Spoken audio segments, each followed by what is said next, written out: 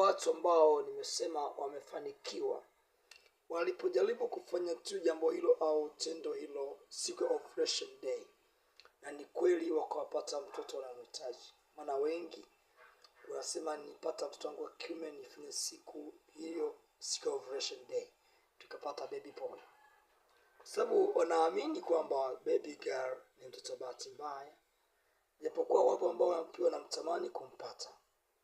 Lakini katika jambo ambalo nataka nikwambie mtu wa Mungu ndiye muamuzi wa mwisho wa aina gani au jinsia ya mtoto. Najua ninapoongea kitu kama hichi huwezi kunielewa, kwa sababu wewe yamkini kuna namna umeapply formula fulani ambayo ulishaambiwa na ukafanikiwa. Kunaamini yote ambaye amepata tofauti basi ameshindwa kuapply hiyo njia uliyotumia wewe. Mungu anatupa kwa neema. Yamkini uliomba ulichokitaka, Mungu akakupa unachokihitaji. Kuna wengine tunaomba lakini Mungu anatupa kile ambacho tunastahili kukipata. Iko hivi, kuna wakati Mungu anatupa kile ambacho tunachokitaka, lakini pia wakati Mungu anatupa kile ambacho tunastahili kupata.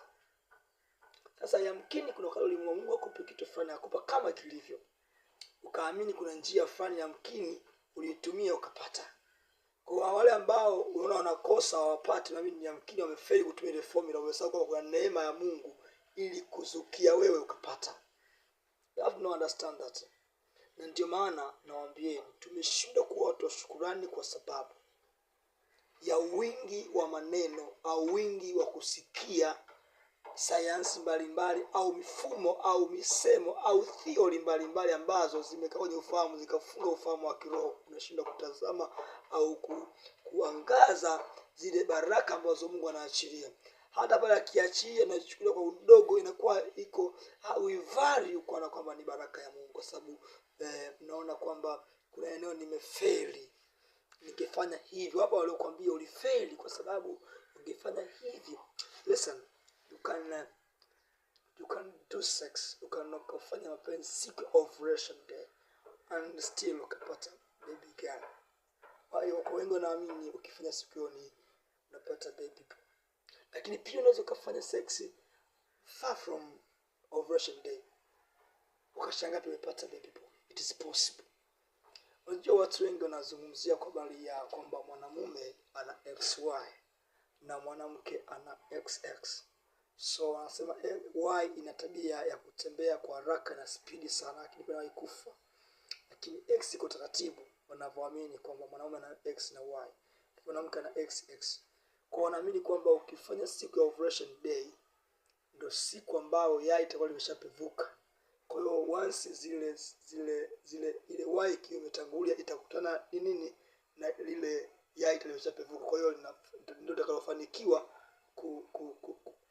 kufanikiwa kuleta mtoto wa jinsia hiyo.